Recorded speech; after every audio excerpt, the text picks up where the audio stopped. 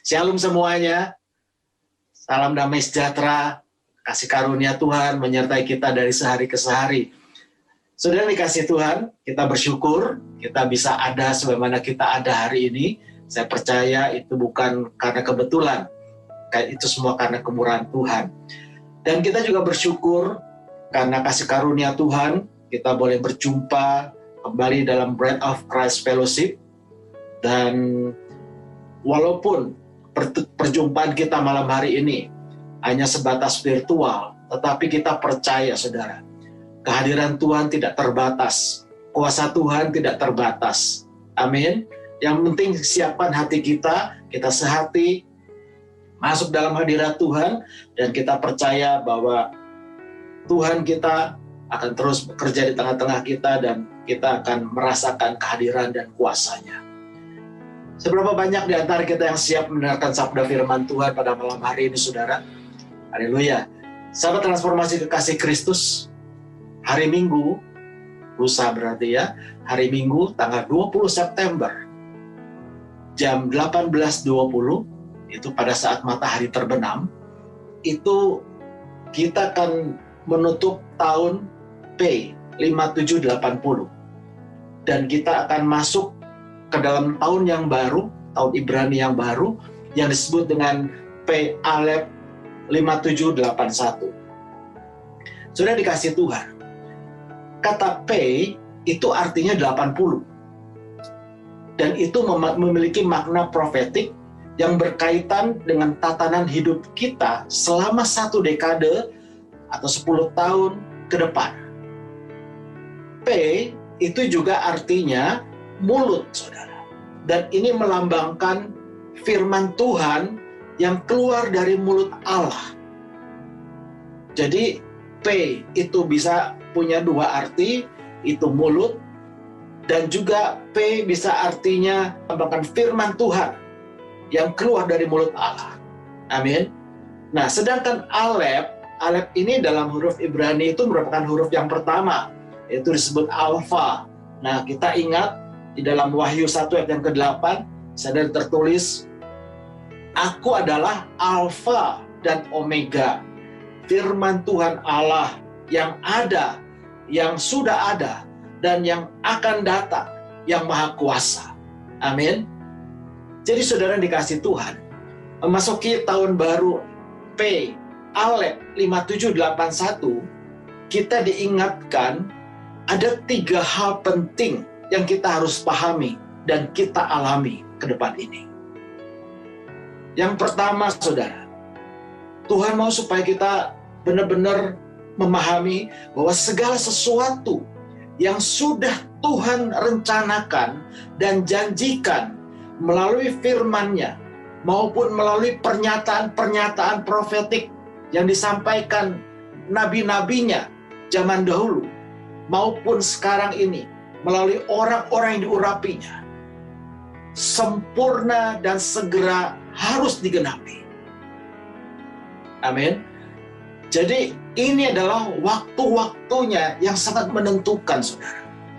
Di sini kita lihat di dalam Roma 9 ayat 28, firman Tuhan katakan, sebab apa yang telah difirmankannya akan dilakukan Tuhan di atas bumi sempurna dan segera. Yang percaya katakan amin. Apa yang difirmankan Tuhan itu adalah janji Tuhan. Nah, janji Tuhan itu ada banyak, saudara. Ada janji pemulihan, janji pembaruan, janji penyertaan Tuhan, janji kesembuhan dan sebagainya. Tetapi yang paling penting malam hari ini kita fokus. Janji Tuhan dalam konteks pembahasan kita malam hari ini itu bicara mengenai janji tentang kedatangan Kristus yang kedua kali untuk menyelamatkan saudara dan saya sebagai umat pilihan Tuhan dari murka Allah yang akan segera ditimpakan di atas muka bumi ini. Kita tentunya ingat pesan Tuhan dalam 1 Tesalonika 5 ayat yang ke-9. Sana dikatakan bahwa saudara dan saya itu diluputkan Tuhan dari murka, dari 7 cawan murka Allah yang akan ditimpakan di atas muka bumi ini. Nah, saudara dikasih Tuhan, sekalipun hari dan saatnya Kristus menyatakan dirinya, tidak seorang pun yang tahu. Namun Tuhan sudah menegaskan, baik melalui firman-Nya maupun melalui situasi dan kondisi yang Tuhan izinkan hari-hari ini, saudara.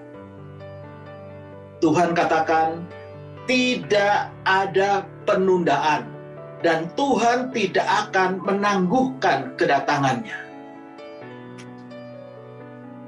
Jadi saudara yang dikasihi Tuhan, kita memahami ini. Yang pertama, kita diingatkan, kedatangan Tuhan tidak ada penundaan dan tidak akan menangguhkan kedatangannya. Tuhan bahkan mengatakan kepada saya waktu saya dibawa Tuhan masuk dalam ruang perjamuan tahun 2016, saudara. Sana Tuhan memperlihatkan bahwa Tuhan sudah siap dengan meja perjamuannya. Dan Tuhan katakan, aku tidak akan menangguhkan kedatanganku. Aku sudah siap. Aku tidak akan menunggu gerejaku siap. Jadi dengan kata lain, siap tidak siap, kalau harinya Tuhan tiba, kita harus benar-benar siap, saudara. Nah, yang kedua, saudara yang dikasihi Tuhan, yang Tuhan mau ingatkan dalam kaitannya dengan tahun P Alef 5781 ini adalah bahwa di tahun P Alef 5781 ini, Tuhan menghendaki supaya kita dan seisi rumah kita lebih sungguh-sungguh lagi menata kembali kualitas hati dan kualitas kehidupan rohani kita, terutama iman kita.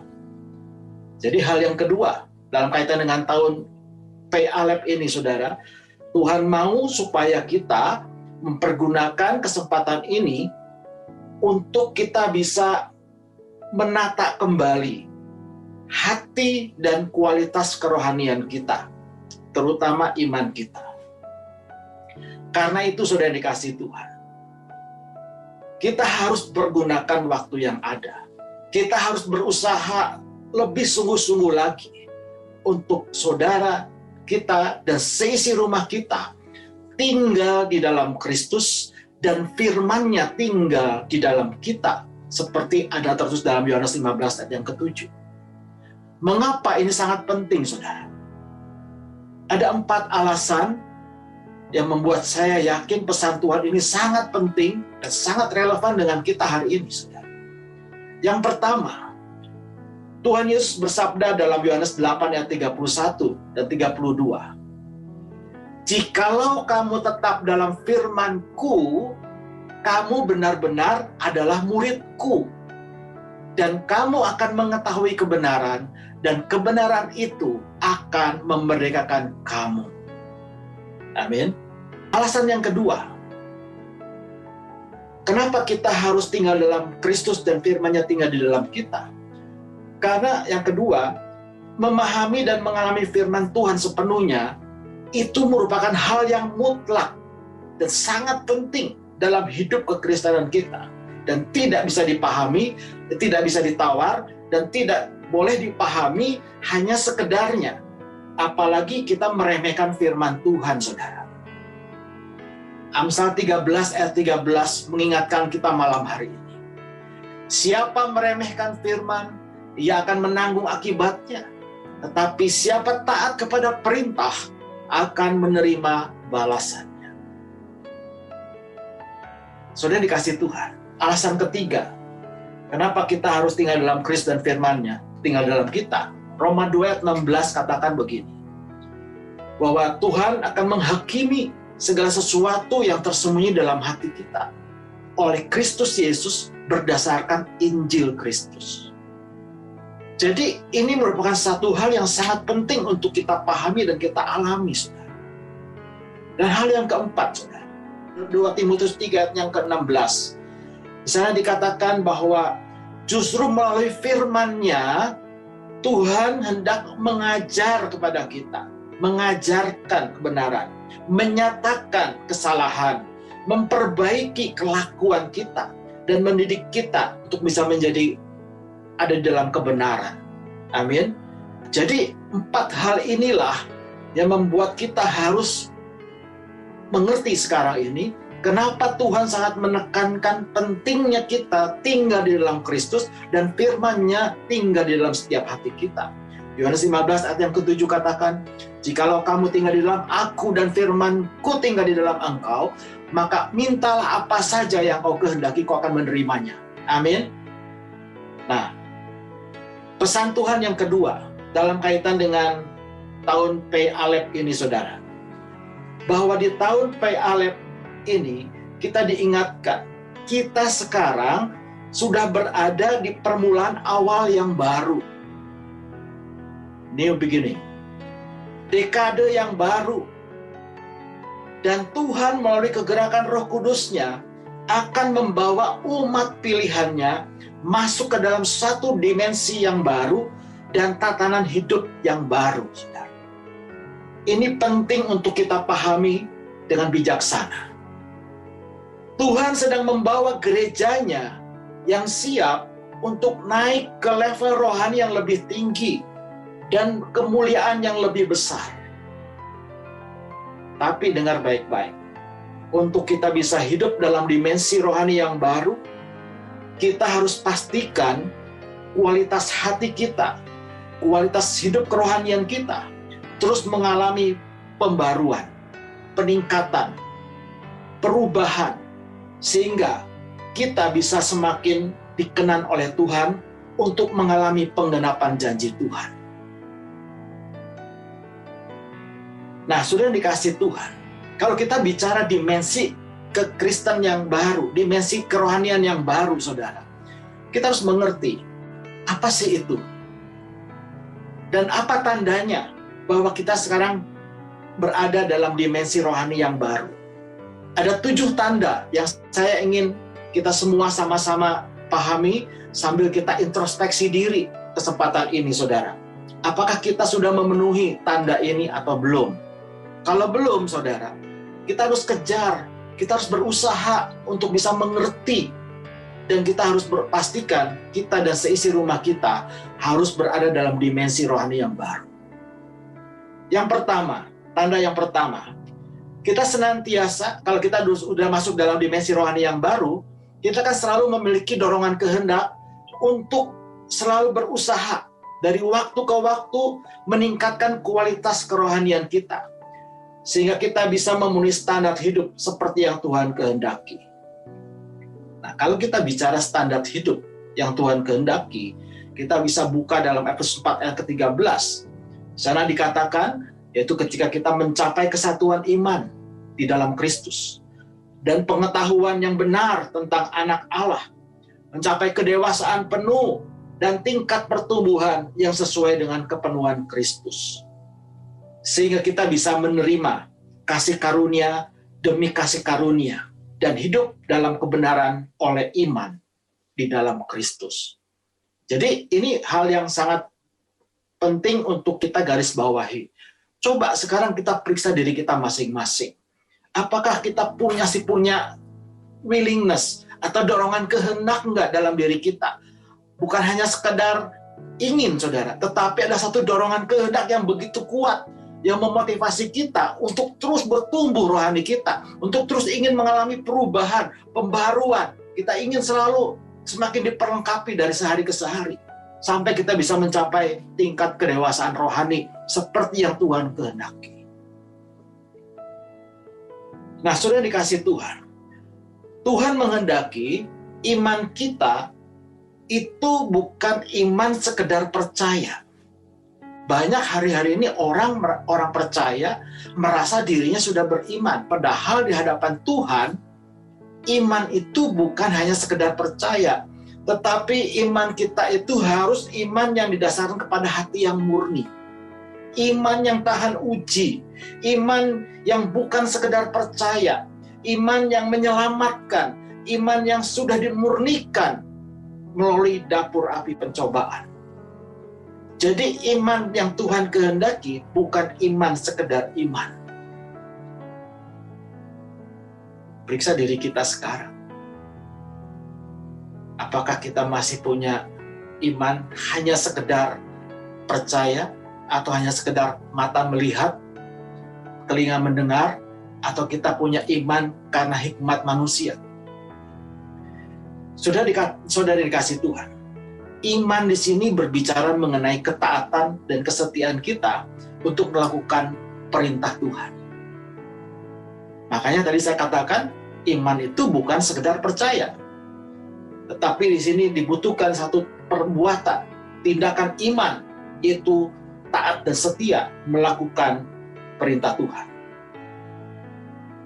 Hal yang kedua, yang merupakan tanda bahwa kita sekarang ini ada di dalam dimensi rohani yang baru atau belum, saudara periksa orientasi hidup kita selama ini apa menjadi orang Kristen. Kalau orientasi hidup kita selama ini masih selalu tertuju, fokus hanya kepada berkat, dan berkat, kepada tanda-tanda dan mujizat, kesembuhan, kesuksesan, dan kekayaan, berarti kita belum masuk dalam dimensi rohani seperti yang Tuhan kehendaki, saudara. Kalau selama ini orientasi hidup kita masih mengejar keinginan-keinginan, kesenangan-kesenangan duniawi, kita berarti belum masuk dimensi yang baru. Dalam pemahaman saya menangkap bahwa dimensi kekristenan itu bisa kita bagi 4. Ini saya pernah bagikan di dalam pertemuan sebelumnya, saudara. Ada dimensi 1, dimensi 2, dimensi 3, dimensi 4. Nah, saudara harus memastikan, saudara sekarang ada di posisi dimensi yang mana. Kita sekarang harusnya ada di posisi dimensi yang keempat, saudara. Kenapa? Karena kita sekarang ada dalam masa-masa percepatan ilahi. Tuhan tidak akan menunggu kita. Kita yang harus berpacu dengan waktu, kita harus berusaha mengejar supaya kita bisa masuk ke dalam dimensi yang lebih tinggi. Mungkin nggak apa-apa, mungkin sekarang saudara masih dalam dimensi yang pertama, masih Kristen mula-mula. Nggak apa-apa, saudara. Tidak ada kata terlambat di dalam Tuhan. Yang penting kita mau nggak di bawah Tuhan, dipimpin oleh Roh Kudus, untuk mengalami satu pembaruan, untuk bisa mengalami satu kemajuan di dalam pertumbuhan rohani kita, ya, sehingga kita bisa masuk ke dimensi yang lebih tinggi. Nah, itu yang menjadi pertanyaan sekarang. Nah, yang harus menjadi prioritas hidup kita sekarang itu adalah kerajaan Allah dan kebenarannya. Kita harus menjalankan hidup kekristenan kita yang sejati, bukan lagi Kristen sekedar Kristen agamawi. Kita bukan lagi memperalat Tuhan untuk memenuhi keinginan dan kepentingan kita sendiri. Melainkan kitalah yang harus memberi diri kita, dipakai Tuhan sebagai alatnya Tuhan untuk melakukan kehendak-Nya. Yang setuju katakan amin. Nah, tanda yang ketiga yang menandakan bahwa kita ada dalam dimensi rohani yang baru, makanan rohani yang kita konsumsi itu harus benar-benar makanan rohani yang sehat. Makanan rohani yang sehat itu adalah firman Tuhan yang bukan sekedar keras, tetapi firman yang benar-benar bisa mengajar kita, menunjukkan kesalahan-kesalahan kepada kita, menegur kita, memperbaiki kelakuan kita, dan mendidik kita ke dalam kebenaran. Itu firman yang sehat, yang Tuhan mau supaya kita konsumsi hari-hari ini. Bukan firman yang hanya sekedar menghibur, menyenangkan telinga kita, bukan, saudara. Kalau bicara mengenai minuman rohani itu air kehidupan, yaitu Roh Kudus. Nah, kita harus punya hati yang selalu dahaga, haus untuk selalu mau minum minuman rohani kita, yaitu dipenuhi Roh Kudus. Kenapa? Karena Roh Kudus ketika dicurahkan dalam hati kita, itu bukan hanya sekedar membuat hati kita damai, tetapi kita akan diperlengkapi Tuhan dengan kekuatan, keberanian, dan kuasa. Untuk apa? Untuk menjadi saksi terang Kristus, untuk menjadi surat Kristus yang terbuka, sehingga kita siap dipakai Tuhan untuk menyelesaikan amanat agung Tuhan Yesus. Yang percaya katakan amin.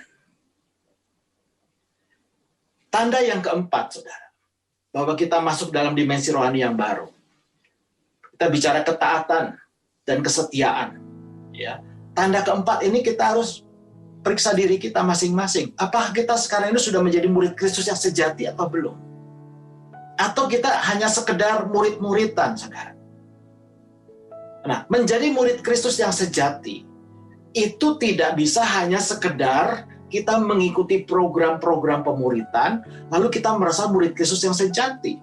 Karena salah satu tanda yang paling penting seorang murid Kristus yang sejati itu, dia adalah mengalami perubahan hidup yang semakin serupa dengan Yesus sebagai Tuhan dan Guru kita. Jadi kalau kita murid Kristus yang sejati, kita sudah mengalami transformasi.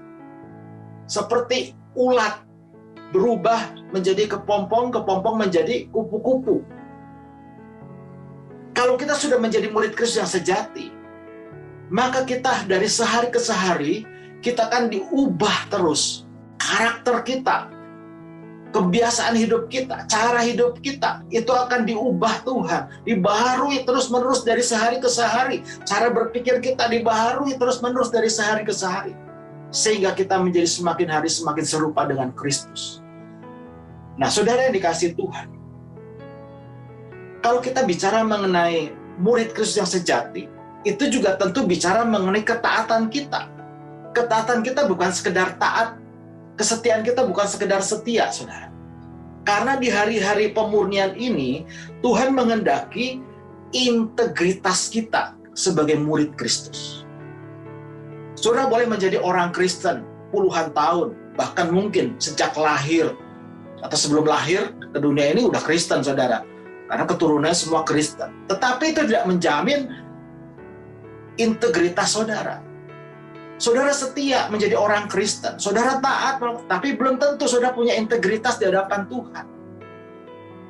Karena salah satu tanda integritas seseorang murid Kristus adalah dia menghasilkan buah yang baik, yang banyak, dan tetap, saudara. Nah, periksa diri kita sekarang. Apakah selama kita menjadi orang Kristen, kita sekarang sudah menjadi murid Kristus yang sejati atau belum? Memang itu satu proses. Tetapi proses ini tidak akan pernah bisa terjadi kalau tidak dimulai, saudara. Tanda bahwa kita murid Kristus yang sejati, selain ketaatan juga, itu bicara mengenai kehendak. Nah, kehendak bukan kehendak kita lagi yang kita lakukan. Bukan kepentingan kita lagi yang kita utamakan. Tetapi kehendak Bapa di surga, terutama kehendak Bapa di zaman ini. Itu yang harus kita pahami. Kenapa? Karena setiap zaman itu kehendak Bapa beda, saudara. Kehendak Bapa zaman Abraham, zaman Bapa itu beda dengan kehendak Bapa di zaman anak atau zamannya Kristus. Dan kehendak Bapa di penghujung akhir zaman ini, yaitu di zaman kasih karunia, itu beda lagi, saudara. Makanya kita harus mengerti dengan bijaksana apa kehendak Bapa di zaman ini yang harus kita lakukan, harus kita selesaikan, saudara.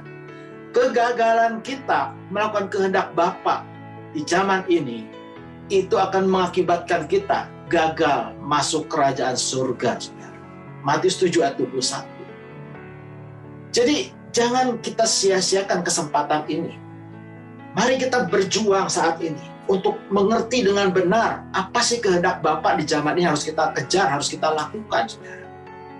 Jangan kita hidup sekedar hidup. Jangan kita melakukan kehendak hanya sekedar kehendaknya sendiri, saudara. Nah, tanda yang kelima bahwa kita dalam dimensi rohani yang baru.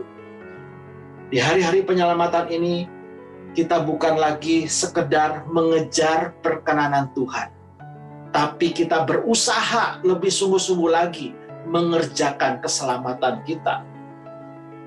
Kita harus berusaha untuk lebih sungguh-sungguh lagi mencapai keserupaan dengan Kristus. Kita harus berusaha untuk bisa mencapai tujuan keselamatan kita. Yaitu apa, saudara? Ya, menjadi anak-anak Allah yang sesungguhnya, yang memiliki hak waris kerajaan Allah. Saya perlu ingatkan, saudara. Mungkin saudara selama ini sudah dikatakan, kamu anak Tuhan. Kamu anak Allah. Betul, saudara. Itu tidak kita ingkari. Tetapi jangan lupa, saudara boleh buka 1 Yohanes 3 ayat pertama dan kedua.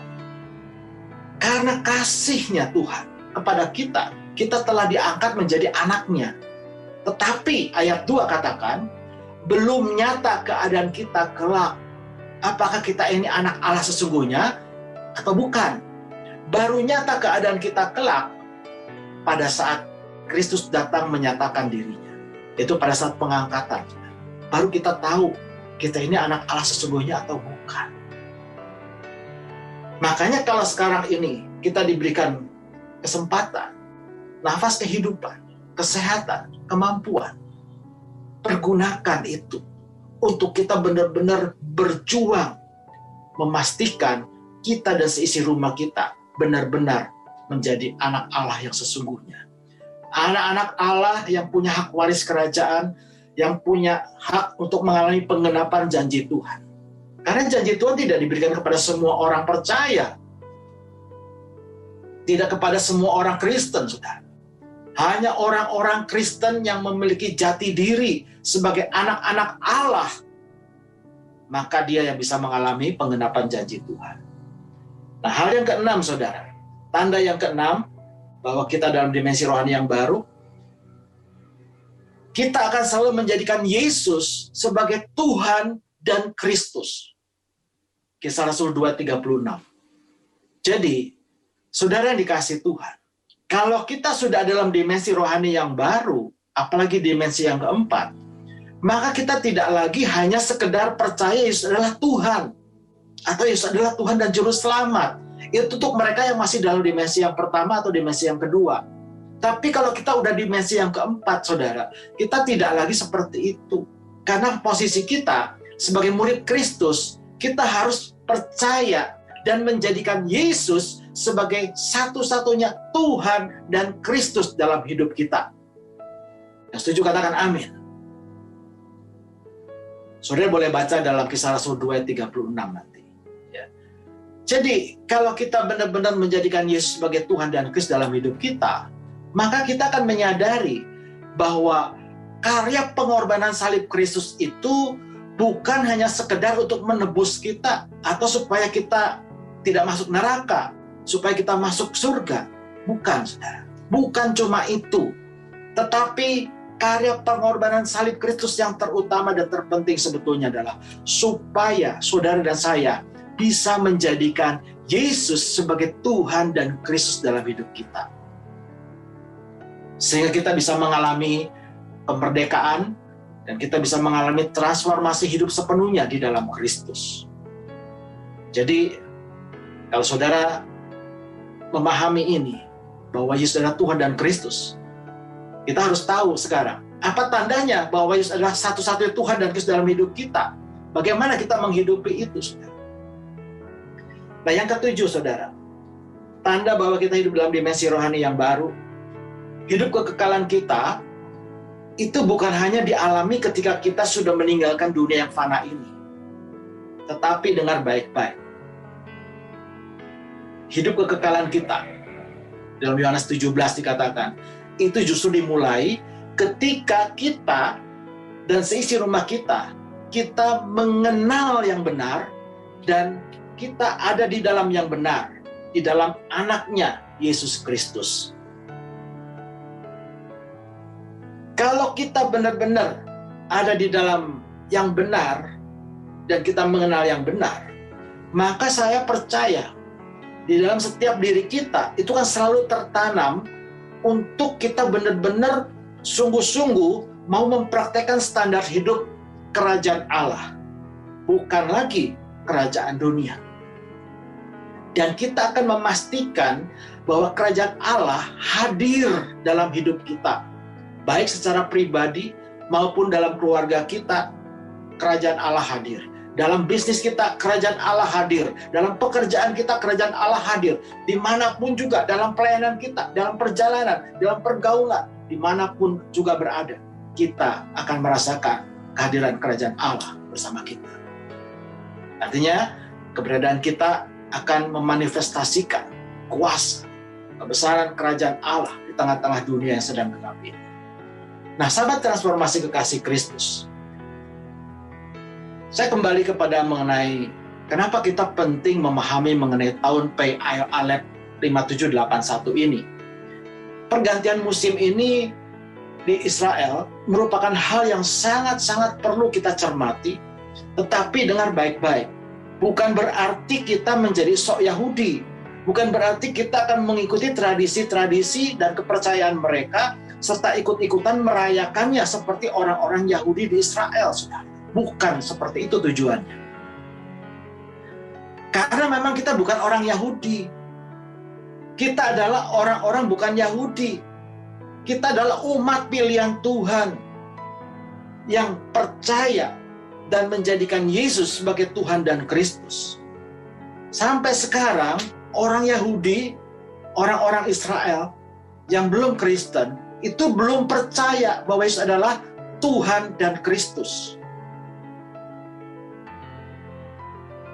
Kalau kita sudah menjadi umat pilihan Allah yang benar-benar percaya dan menjadikan Yesus sebagai Tuhan dan Kristus, maka dalam sehari-hari kita akan menjadikan Kristus sebagai pusat dalam hidup kita. Kristus menjadi pusat kekuatan hidup kita. Amin. Nah, jangan abaikan apa yang terjadi di Israel. Karena apa, saudara? Bagaimanapun juga, Israel merupakan barometer penggenapan firman Tuhan. Jadi apa yang terjadi di Israel hari-hari ini, itu juga ada relevansinya dengan kehidupan kita sebagai umat pilihan Tuhan yang bukan bangsa Yahudi. Kita perlu memahami ini, supaya kita tahu apa yang sedang terjadi zaman ini. Dan kita bisa mengerti sekarang apa yang Tuhan mau untuk kita lakukan sebagai umat pilihan Tuhan. Nah, jadi kalau kita bicara mengenai umat pilihan Tuhan itu ada dua, yaitu bangsa Yahudi dan bukan Yahudi. Itu menurut Alkitab, saudara. Ya. Nah, umat pilihan Tuhan adalah orang-orang yang dipanggil dan dipilih Tuhan untuk menjadi milik Kristus dan menggenapi rencana Allah.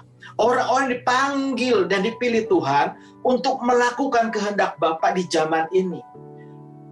Orang-orang yang dipanggil dan dipilih Tuhan untuk menggenapi apa yang telah difirmankan Tuhan sejak zaman nabi-nabinya dahulu sampai sekarang. Dan yang keempat, saudara, umat pilihan Tuhan adalah orang-orang yang dipanggil dan dipilih Tuhan untuk menjadi anak-anak Allah, keturunan Abraham di dalam Kristus yang berhak menerima janji Allah. Nah, itu yang kita harus pahami dengan bijaksana, saudara. Ada 3 hal penting yang harus kita lakukan hari-hari ini sebelum kita masuk ke dalam dimensi yang baru, sebelum kita masuk ke dalam musim yang baru, tahun Pei Aleph 5781. Ya, saya mau bagikan ini. Ya, yang pertama, kita harus sadar bahwa saat ini kita sedang berada di dekade baru. Satu dekade itu berlaku untuk 10 tahun ke depan, saudara. Jadi mulai 2020, tahun P 5780 kemarin, yang akan berakhir hari Minggu ini, itu kita masuk dalam permulaan awal yang baru, dekade yang baru, saudara. Dekade ini berlaku 10 tahun, jadi 2020 sampai 2030. Nah, dekade baru ini, saya sebut ini sebagai satu dekade penentuan ilahi dan penggenapan janji Tuhan. Kenapa? Karena dalam dekade penentuan ilahi ini, maka segala yang telah Tuhan janjikan kepada saudara dan saya melalui firman-Nya sempurna dan segera harus digenapi, harus terjadi. Nah, kita semua memahami bahwa hari ini dan saat kedatangan Tuhan, bahwa hari dan saatnya kedatangan Tuhan tidak seorang pun yang tahu. Karena itu dekade yang baru ini, dekade 2020 sampai 2030 atau dekade P, itu jangan kita abaikan. Jangan kita remehkan. Tapi hendaklah itu dipergunakan sebagai momentum untuk kita bisa berjuang, berusaha lebih sungguh-sungguh lagi supaya kita bisa berkenan lagi di hadapan Tuhan. Ini sekarang adalah kesempatan terbaik, dan bisa dikatakan ini kesempatan terakhir untuk saudara dan saya, untuk kita bisa menjadi umat pilihan Tuhan dan berusaha lebih sungguh-sungguh lagi hidup berkenan kepada Tuhan dan mencapai kesempurnaan di dalam Kristus. Hal ini menjadi sangat penting untuk kita sadari dan kita kejar, saudara. Karena ini berarti apa? Kalau kita tahu bahwa sekarang kita dalam dekade penentuan ilahi dan penggenapan janji Tuhan, ini artinya waktu kita, waktu yang kita miliki untuk menyelesaikan garis akhir hidup kita, dan kesempatan kita menyelesaikan pertandingan iman yang diwajibkan bagi kita, itu juga akan semakin singkat dan akan menjadi sangat singkat. Amin. Makanya di sini dikatakan kita dalam masa percepatan ilahi sekarang ini. Secara realita, saudara mungkin merasakan hari-hari ini. Rasanya kemarin baru hari Minggu, sekarang kita udah mau hari Minggu lagi, saudara. Rasanya kemarin baru kita Natalan, sekarang udah mau Natalan lagi. Ini memang adalah masa percepatan ilahi. Dan kita bicara mengenai waktu ini loh, waktunya Tuhan, kairosnya Tuhan. Sebab itu jangan buang waktu, jangan buang kesempatan yang Tuhan anugerahkan kepada kita. Nah, saudara dikasih Tuhan, ini waktunya kita untuk sungguh-sungguh fokus kepada kehendak Tuhan di zaman ini. Ya. Dalam Efesus 5 ayat yang ke-15 sana dikatakan, karena itu perhatikanlah dengan seksama bagaimana kamu hidup. Janganlah seperti orang bebal, tetapi seperti orang arif. Pergunakanlah waktu yang ada, karena hari-hari ini adalah jahat. Waktu di sini bicara kairosnya Tuhan, bukan kronosnya kita, bukan waktunya kita, saudara. Sebab itu ayat 17 katakan, janganlah kamu bodoh, tetapi usahakanlah supaya kamu mengerti kehendak Tuhan. Amin. Nah, saudara yang dikasih Tuhan, saya mau katakan, saya simpulkan sampai di sini, bahwa tidak ada yang lebih penting dalam hidup kita sekarang ini sebagai orang Kristen, selain kita harus memastikan kita adalah orang benarnya Tuhan, yang berjuang untuk bisa menjadi mempelai kudusnya Kristus yang cemerlang dan sempurna, bahkan menjadi milik kesayangannya Tuhan. Nah, itu yang harus kita kejar hari-hari ini. Tidak ada yang lebih penting dari itu, saudara. Nah, sahabat transformasi kekasih Kristus, dalam kesempatan ini saya ingin mengajak saudara untuk mengerti, ya, bahwa di dalam dekade penentuan ilahi ini, kedatangan kerajaan Allah itu akan semakin dipercepat, tidak ada penundaan lagi, dan Tuhan tidak akan menangguhkan kedatangannya. Bahkan sekarang ini kita sedang dibawa Tuhan melalui satu kegerakan Roh Kudus yang terbesar, yang terakhir, untuk bisa mengalami percepatan ilahi, di mana kita akan dibawa Tuhan masuk ke dalam satu dimensi rohani yang baru. Nah, untuk ini kita harus benar-benar pastikan bahwa di masa-masa yang menentukan ini, di mana Tuhan sedang di tahun P Alep ini, Tuhan sedang mengumpulkan, sedang mendisiplinkan, memisahkan, membedakan, memurnikan, dan mengkhususkan orang-orang pilihannya yang telah dipilihnya dari semula sebagai anak-anak Allah untuk bisa benar-benar siap. Nah, siap apa, saudara? Ada 5 hal yang kita harus siap. Yang pertama, kita harus siap menjadi mempelai kudusnya Kristus yang cemerlang dan sempurna. Yang kedua, kita harus siap untuk menjadi garam dan terang dunia. Yang ketiga, kita harus siap melakukan kehendak Bapa di zaman ini. Yang keempat, kita harus siap dipakai Tuhan menyelesaikan amanat agung Tuhan Yesus. Dan yang kelima, kita harus siap untuk dipakai Tuhan sebagai utusan kerajaan Allah untuk menyatakan kehadiran kerajaannya, kuasa, dan kemuliaannya. Hal yang kedua yang saya ingin ingatkan, ya, selama 8 bulan terakhir, kita sama tahu lebih dari 217 negara itu dilanda pandemi COVID-19. Hampir 29,4 juta jiwa penduduk dunia itu terpapar COVID-19. Dan lebih dari 931.000 jiwa itu meninggal akibat COVID-19. Ironisnya, Sampai sekarang kita belum ada yang bisa memastikan atau memprediksi kapan pandemi ini akan berakhir di seluruh dunia. Nah, saudara, walaupun pandemi COVID-19 ini bukan dari Tuhan, tapi ketika Tuhan izinkan pandemi ini terjadi, wabah ini terjadi, berarti ada maksud dan tujuan Tuhan yang harus kita pahami untuk kita mengerti kenapa Tuhan izinkan ini terjadi. Dalam hal ini Tuhan mau supaya kita memahami bahwa melalui situasi dan kondisi yang terjadi hari-hari ini, di mana seluruh dunia menerapkan yang namanya pembatasan mobilisasi masyarakat, di mana diterapkan lockdown, physical atau social distancing, maupun work from home, ya, sampai ibadah pun dari rumah, terus PSBB dan sebagainya. Tuhan mau melakukan 4 hal yang kita harus pahami dan kita lakukan. Yang pertama, kita pergunakan ini sebagai masa retreat. Yang kedua, sebagai masa resetting. Yang ketiga, itu sebagai masa untuk kita melakukan refocus. Dan yang keempat, itu pergunakan sebagai kesempatan untuk revival, saudara. Nah, kita lihat apa yang dimaksud dengan retreat di sini, saudara. Retreat di sini seperti pengalaman Tuhan Yesus waktu hidup di dunia. Dia juga ada saatnya mengundurkan diri dari kesibukan pelayanannya. Dia naik ke bukit, ke tempat yang sunyi, dan berdoa secara pribadi. Jadi retreat di sini sesungguhnya merupakan kesempatan kita untuk meningkatkan intensitas dan kualitas hubungan pribadi kita dengan Tuhan. Ini kesempatan untuk kita memperbaiki mesbah pribadi kita di hadapan Tuhan. Ini kesempatan untuk kita benar-benar bisa melakukan introspeksi diri. Itu arti retreat, saudara. Karena itu pada saat kita melakukan retreat ini, coba periksa, saudara. Apakah selama ini kita sudah menjalankan hidup sebagai anak-anak Allah yang berkenan di hadapan Tuhan atau belum?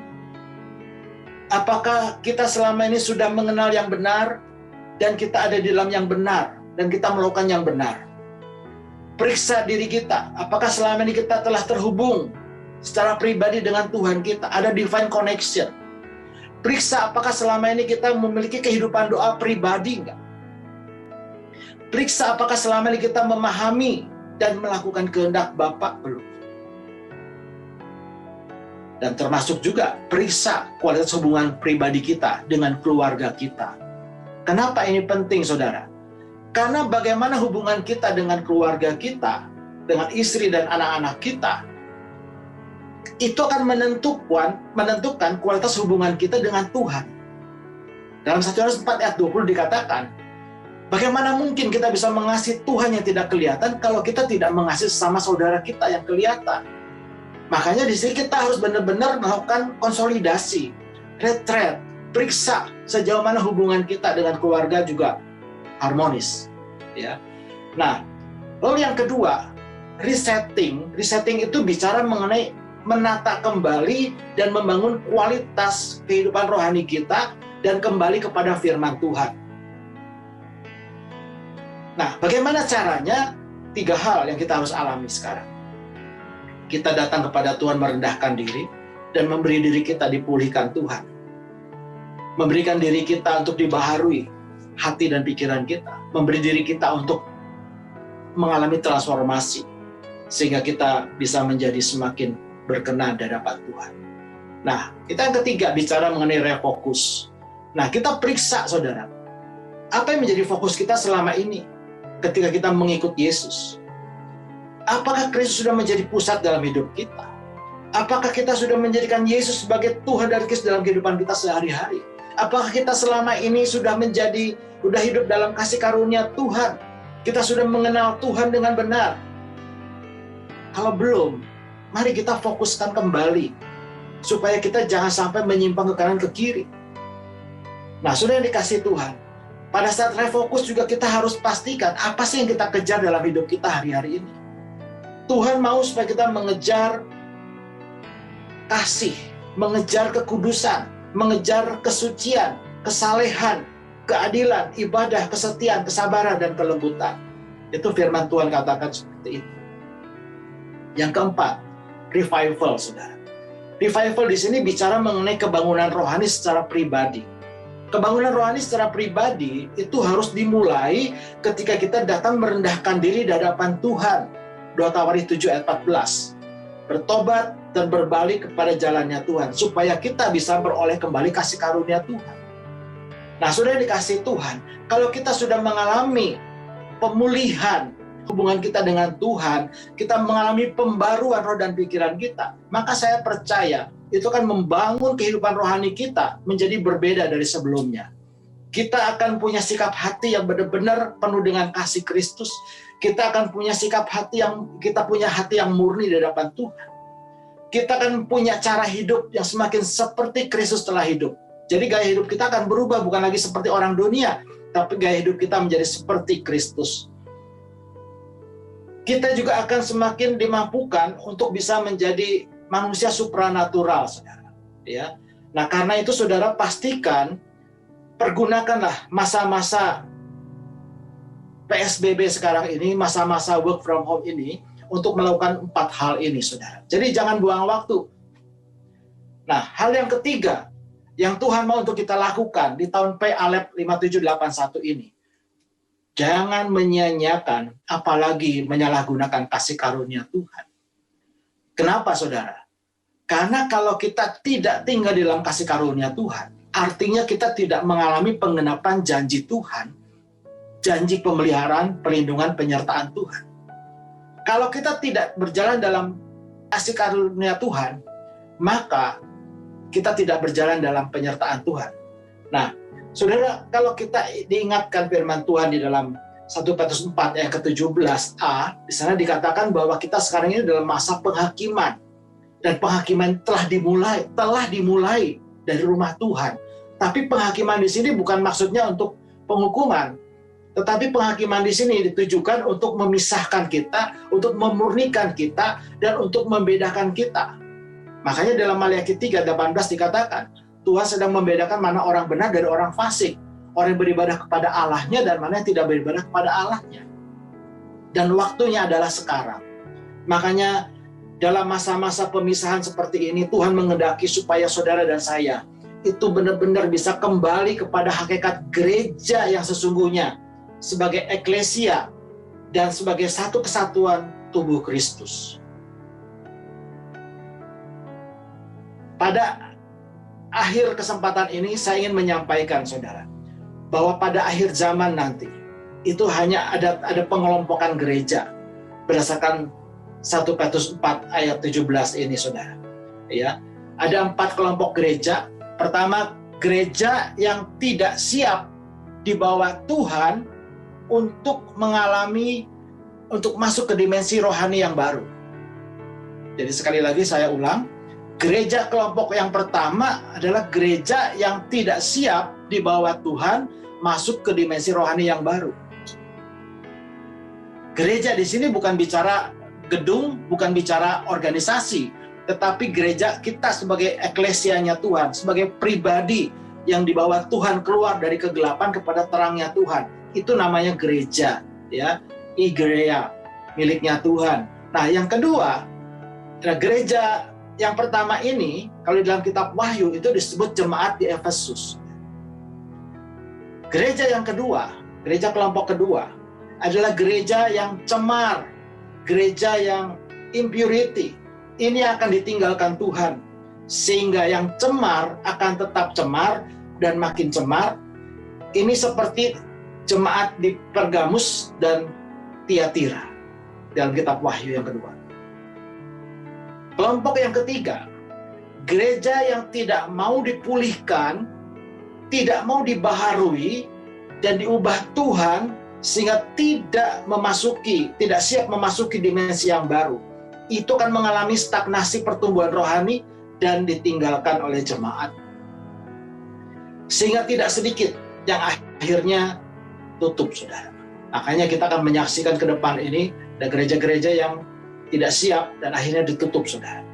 Nah, ini yang disebut dengan gereja kulit anggur yang tua.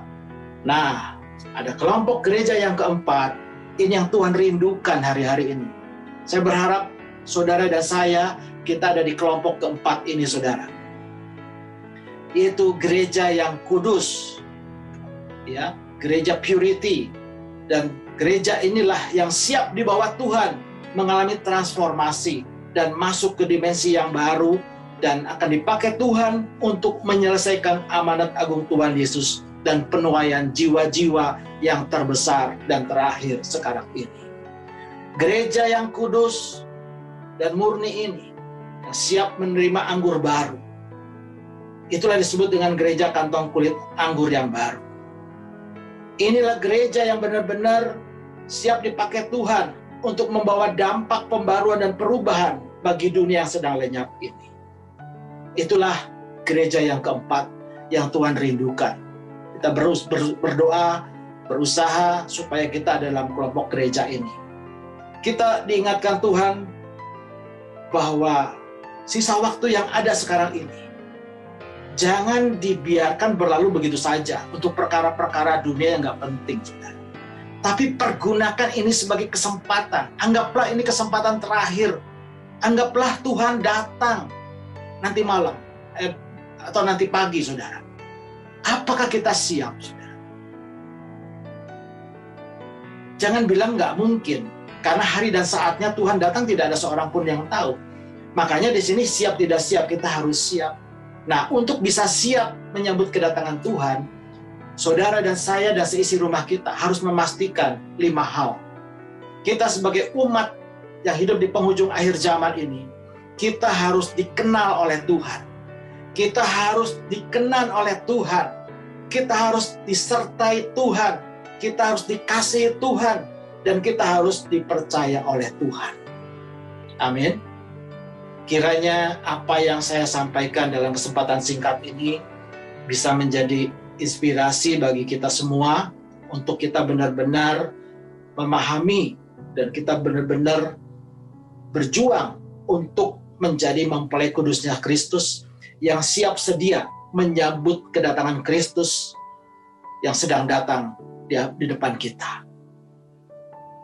Selamat berjuang, kiranya Tuhan Yesus mengasihi, menyertai, dan memberkati kita semua.